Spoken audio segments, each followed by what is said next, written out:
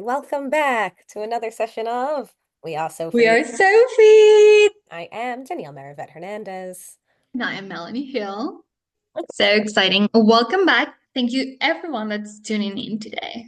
Yes, today being 11/11. I can't believe I had to look at the calendar even though we knew we set this Yeah. for I thought you were setting the vibes. You were like, today, 11. Yes, yes, that's what I was doing. November 11th. And oh, how the world has turned. Yeah, things changed since the last time we talked. So emotions have been all over the place.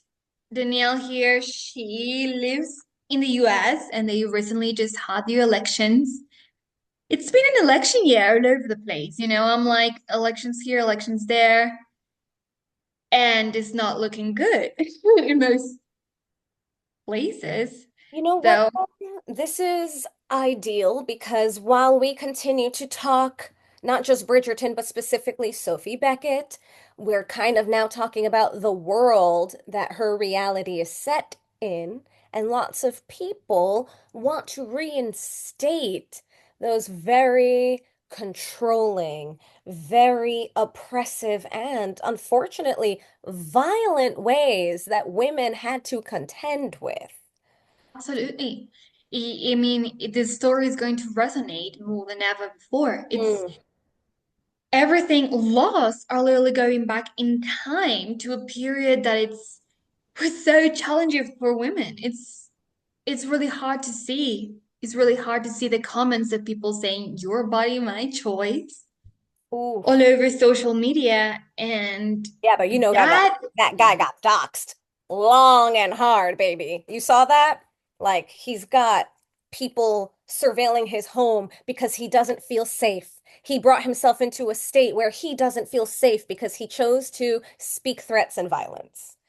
Meanwhile, women just walk around knowing that anyone can choose to either say or do something violent. And it's this constant state of not feeling safe and really being selective about who we invite in to our lives and our space. and that resonates with Sophie herself. So here Oh, we are. absolutely. You know what? Can we talk for a minute before we address like what's going on with Bridgerton? Can we talk about that party scene where she and Benedict meet up again because she was trying to escape a household where the son was constantly trying to assault her and then is nearly successful? Are you okay Yeah, addressing that? let's address that. I feel it's very fitting. Yeah.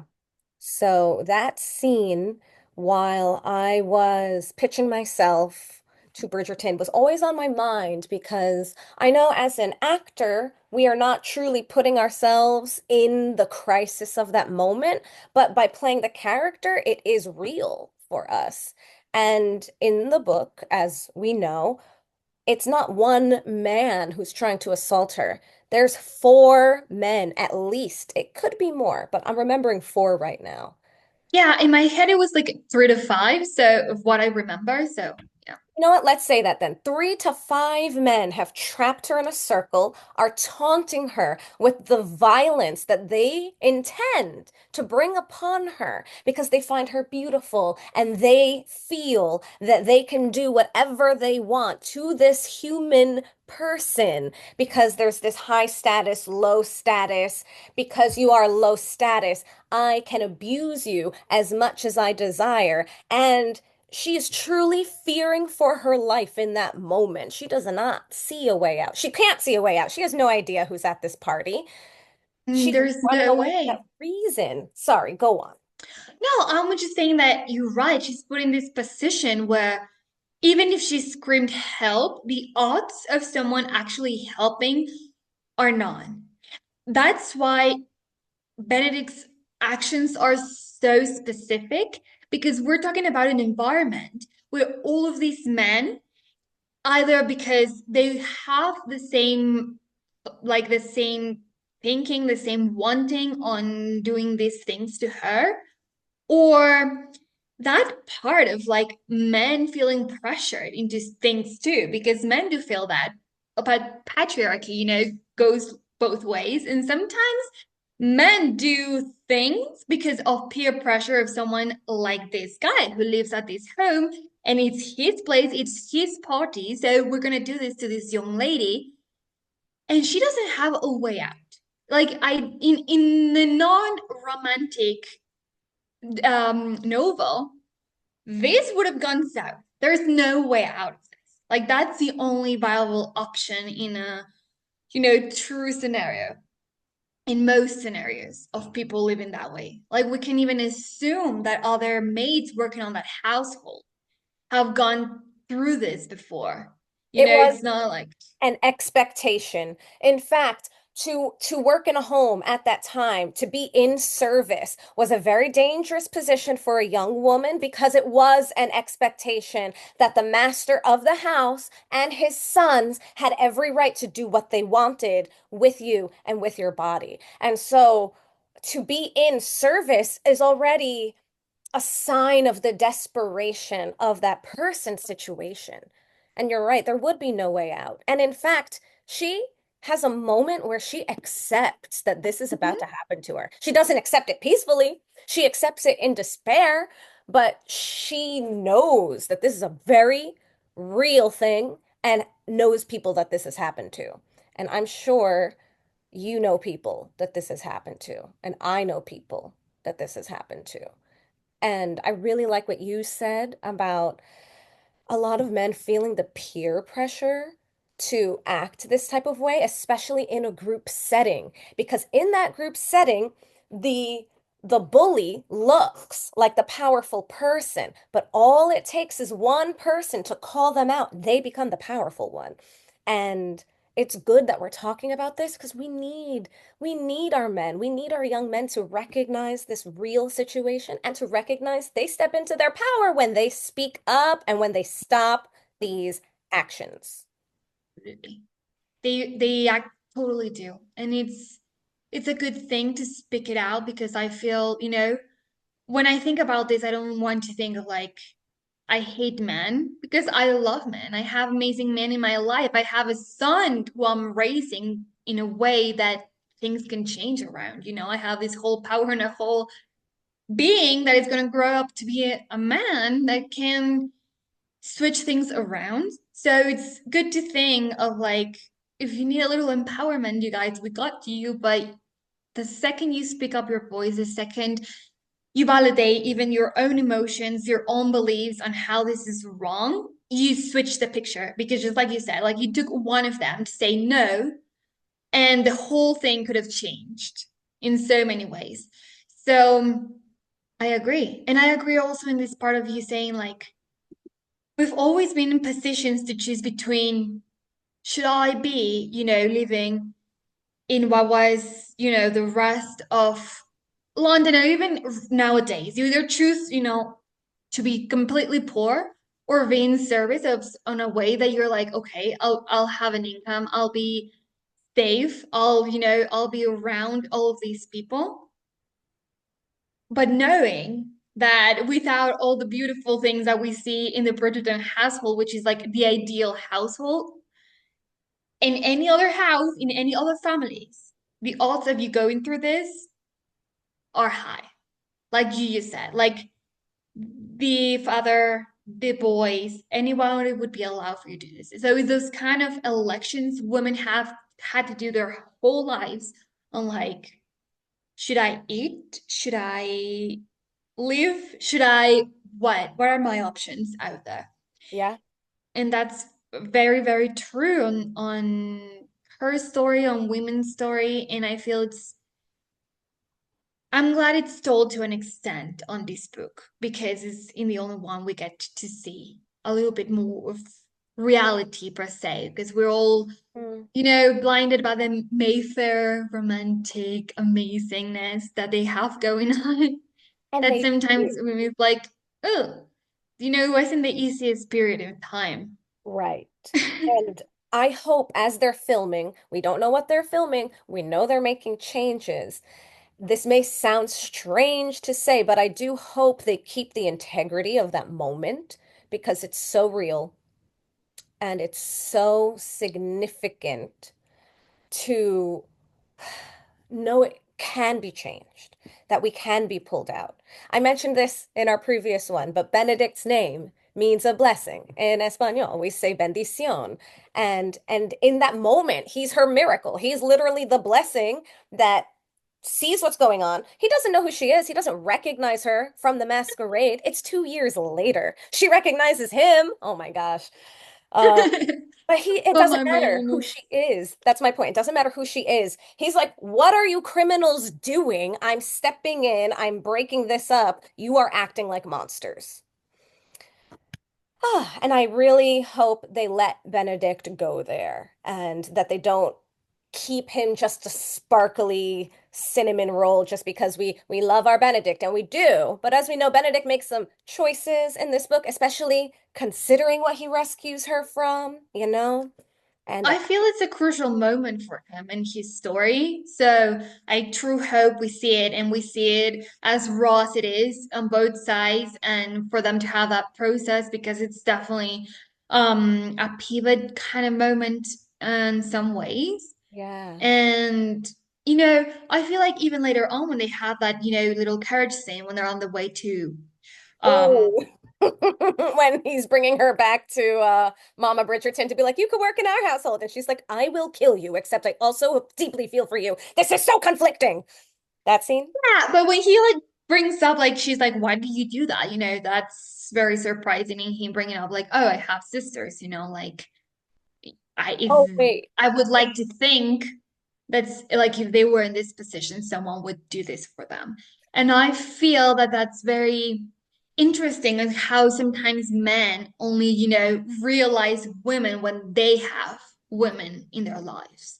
So Yeah. it's like kind of like that little thing of like, he is different than all of these men. I do see his integrity as a person, and that's a little thing we can see in that moment. But we also see the impact it has on being like, having Violet and all of the sisters and him being like, I know that if that ever happened to any of them, I would be like done. I'll do this for someone that I don't know who they are. And I feel that's very common to Mm. say, like for men to act that way when they have that female vision in their lives. Like I don't know what you think, but I feel when what I've seen in real life, it's that sisters have a really big impact on men more than girlfriends or other things on that. That's because That's because you, by biology, are forced to have a different relationship with mothers and sisters. God willing. Also, I just want to correct myself because you're talking about the first carriage scene when they're going to the yeah, cottage, and I the went to the cottage. second Yeah. carriage Yeah, scene. yeah. That's a good one We'll though. talk about that another time. We'll talk about that another time. But yes, y I have too many thoughts crashing in my brain. It is noticeable that when men are raised with the presence of women around, they do pay more attention because they have more awareness of what it means to be a woman. And I am a woman who has, a brother and a father and still feel like my impact has not been enough because they can still surprise us with the things they say. And it's like, where did that come from? Are you serious? And even though Benedict does have a lovely awareness of his sisters, he knows that they're feisty and they can speak up for themselves, but that doesn't mean that they can, take on the world by themselves, nor should anyone. He still falls prey to classic male blunders that men teach other men, but are never, entirely accurate or good ideas. And that's later, when he makes a very, When he comes up with certain offers and certain yeah, that offer. opinions. Want to talk about that one today? None of this was what we chatted about beforehand, but this is what's coming up. This It's is what's coming. happening this way. Oh, because the world is pulling us to speak out about certain things. Yeah, yeah. Um, so. after they bond and he goes through his whole, oh, I'm sick in the rain and everything. And I love those scenes. That's fun. That's not what we're talking about. After that, Sophie is going to go look for employment elsewhere. And Benedict's like, actually, I can't let you go. So what do you say you stick around? And she's like, I can't stick around because now he's inviting her to be his mistress, which is absolutely against her moral code because she has experienced the suffering of being born out of wedlock, what it means in that society, the permission people feel to, again, abuse a person. Hmm. People just find reasons to do it. We have to make better choices than that because, I think abuse is easy. It's easy to fumble something, hurt something. It takes practice and mindfulness and a choice to treat something and someone with kindness and with integrity. And when he gets so angry that she will not be his mistress, he threatens her with jail so that she cannot leave. I'll say you stole something. Benedict, no! Benedict, no! What are you What are doing? you You, doing? I mean, that's it's incredible to think that sometimes you can mistake love with that kind of obsession of like, I thought I was in power, like I can do this. If it was anyone else, I'd be able to say the word and you'd have everything. Like, what are you complaining? I'm giving You have you something everything. that everybody wants. I mean, I'm giving it to you. Like, what's wrong with you? And then you're like, oh, I mean, I literally have one word on my side. No, that's the only thing. That's the only thing she has going on for herself. That's what the only word we have going on for ourselves. Mhm. And good thing, I mean, Benedict goes on for his whole rant and being like, I'm gonna take you to jail because we know it could have gone sideways and being like, oh, well, I can take you. You know that? That could absolutely happen. And that would have So, made him exactly like the men in the beginning, that he was holier than thou and protected her. exactly. So he doesn't make So, that choice. But that threat still exists as, well, I have the right to do this because, again, it's what my power looks like. There's a lot of power dynamics that are more explicit in this book than in the other ones. And yeah, I think this is a good time to actually talk now about Yaren Ha and Korean Sophie Beck instead of book Sophie Beckett because we've chatted about this outside. It is now flooding social media and YouTube, but in Korea there is the 4B movement, which is a big giant no. And it's a no dating, no marriage, no sex, no children.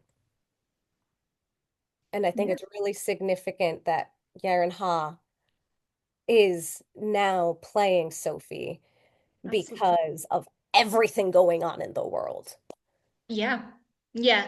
I mean, I don't know if that was part of the thought process, but I mean, who knows? Who We don't know that, knows? but who knows? But I feel that if you look at it as we're doing, it does have that impact. It does have, that little back voice on hopefully we'll see how they played it out. But, if they give her the opportunity to somehow bring that into the story, that would be very relatable and very like open-minded because sometimes those those kind of stories, those kind of entertainment, open eyes more than a straight up information because sometimes people, tend to blind that out. So if by any means the story in that, having Sophie Beck out there and make some changes because we're now having girl women in America starting to talk about having the same movement over there.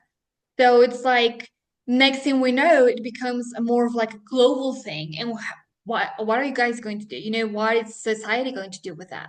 And here's the thing, we already know the first thought of a lot of people is to become more forceful. Hmm.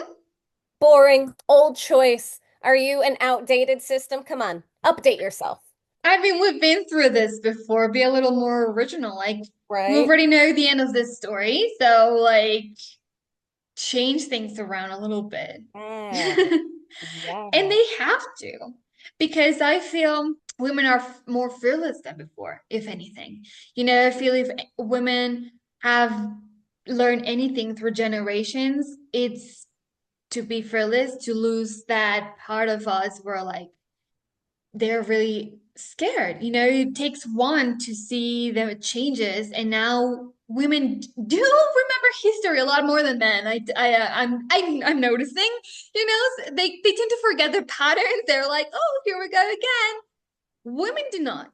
I Hmm. mean, I feel that women are very much aware, of our own story, of our the history around the world with women, and I feel we do take it from where it's left and put it to, point B now, point C, Yes. and that's the difference, I feel. Yes. And it's almost like we've become the secret keepers Mhm. because our biggest strength is to imbue this knowledge onto each other because we really don't know who we will interact with and what they will choose to do, but we know what our choices can be. And we also know how recently those choices became available. One thing I was talking about with people prior to this election, especially to people who were saying they were not going to vote, people who just sat down and just watched it happen, Okay. was how recently it was in America specifically that women were able to get their own credit cards. And the answer is in the 70s. It happened in the 1970s. Okay, like my mother was alive. She was a tween at the time, but like that is so recent to be able to have your So own credit recent. card independent of a husband. And if you didn't have a husband, you had a father, like. Mm-mm. Always someone to control. Right. But again, so Sophie is a single woman who doesn't have a husband or a father who can control her money. Of course, she barely has any money to survive off of. She had to cut her hair to be able to get out of there. Um, from Araminta, I mean. Book Araminta, not TV Araminta, although who knows what we're about to We'll see discover, what we're gonna right? see There's a over lot there. of speculation. Oh, Although, wait, no, because they did the casting already. we have the casting. We That's have right. We yeah, have two Aramintas now. we have two Armintas now, and I'm actually intrigued on how they interact with each other. I mean, I feel there's something there that might be fun to see. Yes. No, but we have that amazing cast. But I mean, it's an Asian family. It's Asian culture. It's Asian culture being represented this time around, and we did see, some Indian culture represented with Kate and the Sharma family. So I'm really intrigued on how this family will Yes, come. now they're not Gunningworth, they're Goon. I've watched a lot of Korean dramas. I'm ready. I'm How ready are gonna to talk about bring the Korean drama, how they're gonna bring this. their culture of the time Yeah, to life on this story. That is gonna be very, very interesting to see. I'm trusting their process, so we'll see how I that know. With comes. everything going on, all that's left is to trust the process and keep making our own choices. We're not going to sit back and sit on our hands. I still feel a lot of rage. On the inside, it's coming out a little bit. On the outside. But Yeah. yeah, yeah, trust the process. Trust the process. When they changed her name to Sophie Beck and she wasn't Sophie Beckett any longer, that was one of the first times that I stopped holding on so tightly and I started to be like, oh, she's just a whole other person now. Like I was never pitching myself to be Sophie Beck. I was also, as we said, we weren't ever thinking about changing our name to like be more Latina. I never Yeah. wanted to be Sophie Beckettes or anything like that. It was always Sophie Beckett from the book. And I told you a lot of my pitching material had to do with symbolism. And Beckett is an old English word for a beehive, which we put on our Which image. we put on our logo because that means a lot to us. So absolutely. I mean, on my end, it was also this part of like, mm, names doesn't the part of like names for me bring so much. Like I hold on so much to my name. Sometimes even when people are like, when you get married, will you change your name? And I'm like, I never think of like changing this part of me. And I also care so much of the fact that my name or people's names doesn't have to this whole representation of if they are part of something or not. You know what I mean? So for me, my Actually, name means a lot, and my family means a lot, and that name means a lot. But at the same time, people never assumes um we're Hispanic because my name's not Hispanic, not at all. mhm. My name is So blatantly Hispanic. Hernandez is like the Smith of Spanish people. exactly. So for me, it was like she can literally be Sophie Beckett and still be Hispanic. Like, Mm, like that doesn't change anything. That right. you can still be this and represent something without being, all blunt in their faces of like Sofia Lopez. Oh, she is. Right? Although She Sophia, she is Sophia in the book. she's Sophia. Mm-hmm. So, Sophia. uh, Although I've heard the narrator pronounce it Sophia Mariah, which I think is interesting. Maybe oh, because that's I grew interesting. up with Mariah Carey and she has an With H Mariah at the Carey. end, Yeah, with the but H. Yeah. they just spell it Maria. R.I. So I never would have presumed that was Mariah. So Never. interesting, Yeah. Yeah. right? Yeah, Yeah. I never thought about it that way. I was like, all right. Yeah. Yeah. So I So like, Mariah Beck. Do you think they'll keep it? I hope they do. I hope they I do. don't think they will though. Don't know. Maybe her middle name will also become um more traditional. I don't know. Yeah, We'll stay like tuned. Sophia May Baek or I don't know. But yeah, May is a very classic Asian name that we can just pull out on deck. Bottom deck. I Mhm. don't know. I think it's a cool thing, like of how people have different thought processes in names and how represent culture, and they'll be like, "Oh, we want to do this for you," but in my head, it's like she could still be Asian with her full name and still represent the high situation behind the name. So in my thought process is a little different from what they kind of tend to do with representation in that kind of sense. Yeah. So I was like, what do I think about this? But then at the Oh, same time, it did help, like you said, of being like, wow, this is a whole different thing. I did not pitch myself for that. So then it's not the same thing. I'm not losing the exact same thing because I right. was not that. I could not be that ever. Like, Mhm. there's not a thing Asian in me, unfortunately.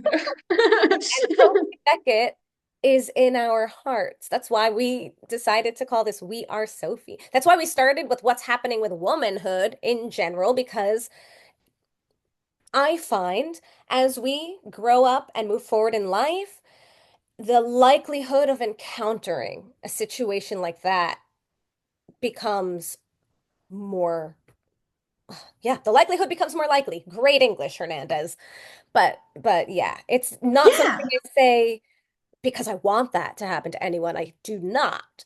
I want to protect women in a way that the world's never seen before. And not in a forceful way. That's the other thing. Like, let's move away from force. I think force is one tool in a toolbox. And when people use that as the only tool, they're a very weak person who just hasn't explored other skills.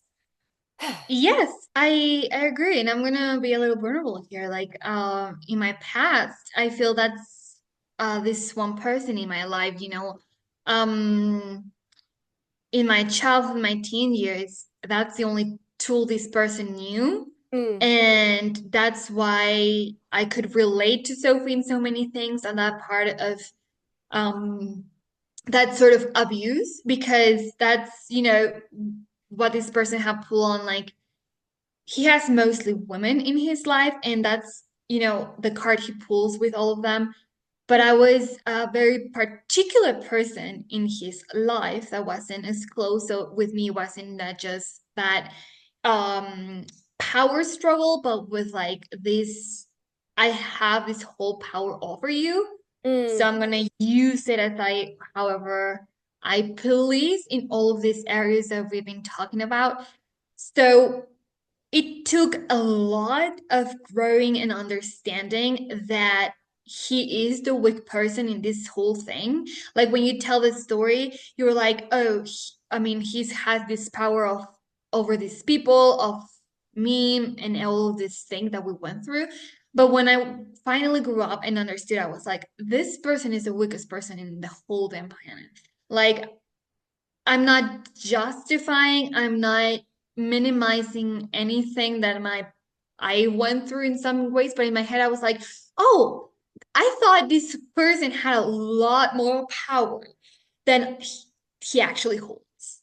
You know, these kind of people live in this constant fear and they have that one tool in their toolbox and they've been as successfully as using it. And I feel once you understand that's how that kind of people works, you kind of say you can overpower in a sense. Maybe not in the society we have today, maybe not on pen and paper, but at least you can heal yourself better and try to put yourself in different situations around. Yeah. Because from that one situation, I did fell in a couple of other situations, older in my dating life, where Mm. I was like, hmm, how did I end up here? But then you see your past, and then you're like, well, I Yeah. mean, I don't think I knew that much. In And even, regards to that, sorry to cut you off, but no, please.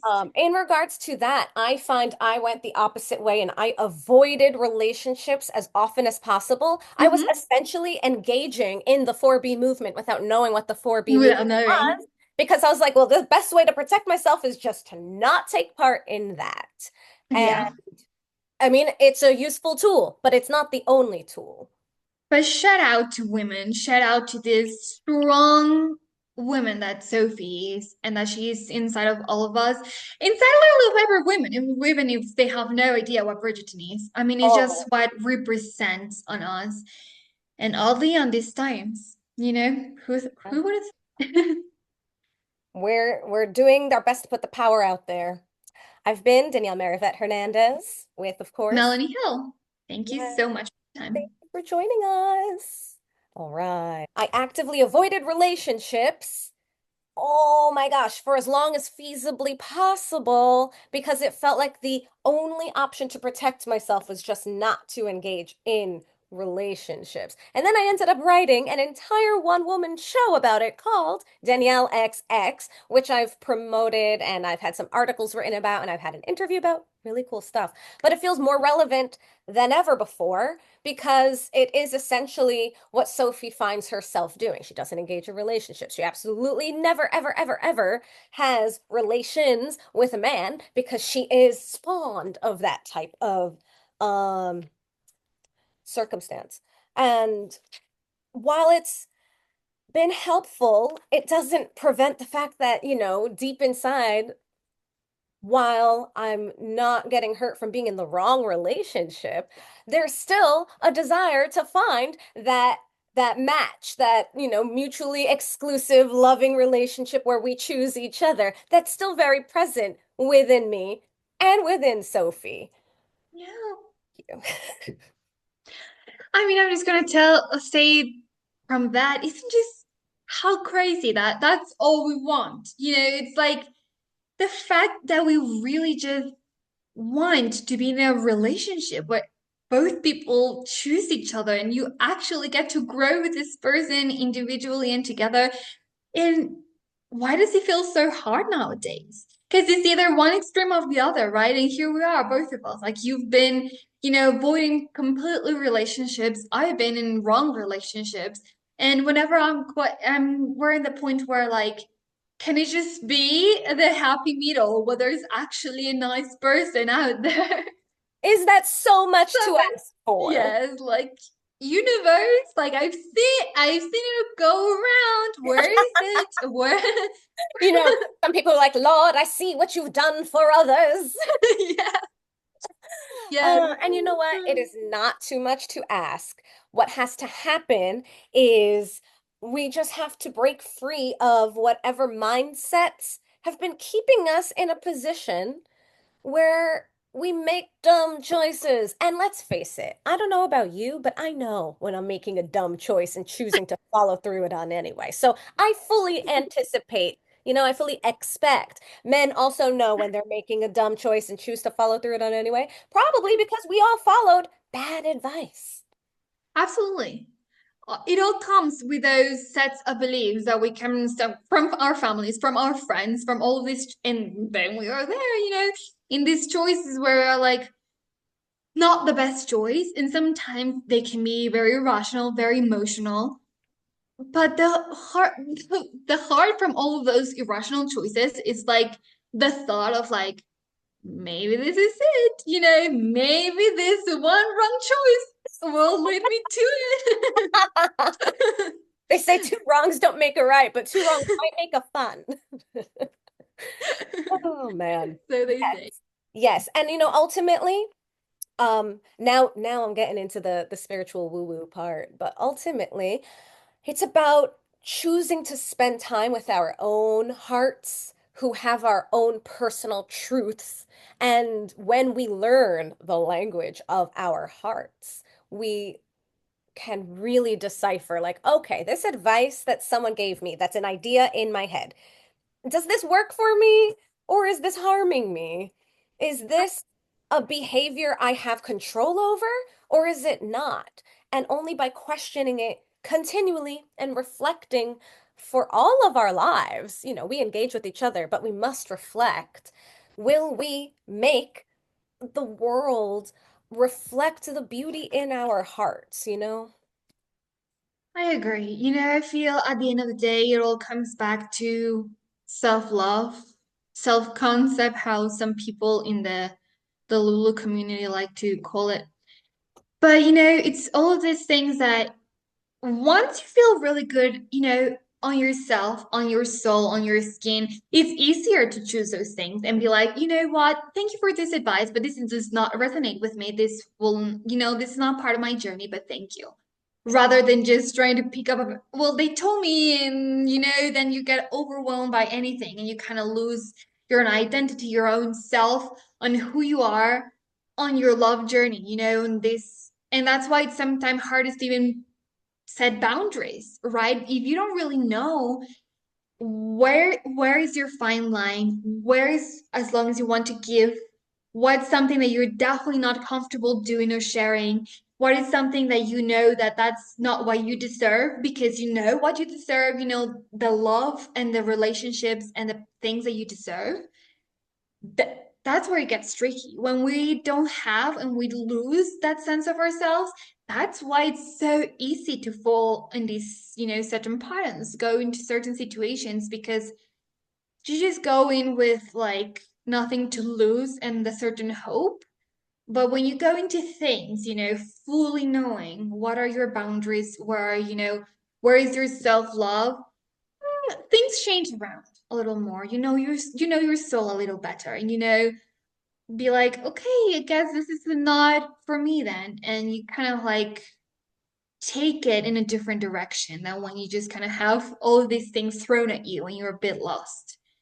But we've all been there. Like, I feel it's part of the journey. right? You got to get lost to find where you're going.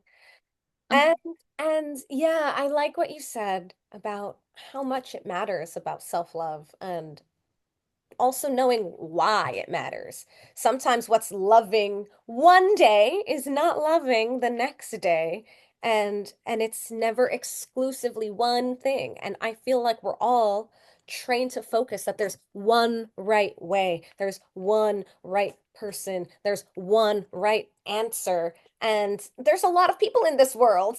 There can't just be one. Yeah.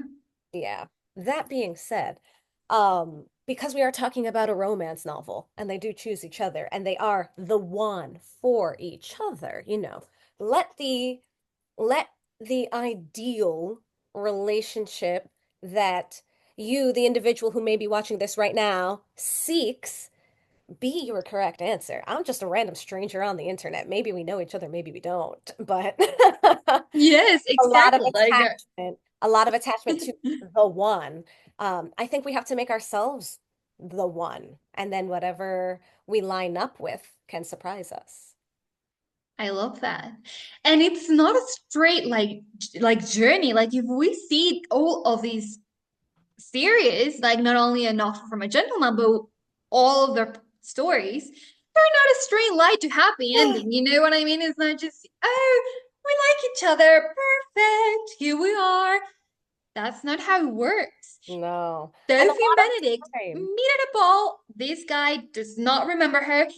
Time passes by. That's what I was about to say. Like, Time goes by. time goes by. It's not like maybe you have already met them and you need to live apart for who knows to go through who knows what. And then life is like, there you go. Mm. Nighttime to grow together, do this and that, mess this whole shit up, do some random things, Benedict, and there you go. Right? Yeah, you know what? Next time when we talk, I think we should talk about the significance of being able to fight with your loved ones. Yeah, They do fight. they do fight. And it's a That's very important moment for them. And it's all yeah. about how we do that, being Hmm. able to express discontent. That will matter. But we'll save it for next time. We will. All right. Well, thank you everyone Thank for you. joining us once again. Melanie, thank you for joining me once again. And thank you, Danielle, for this space. We're so happy to have each other and to have all of you. Thank you so much for listening. Yes, signing off. Bye bye.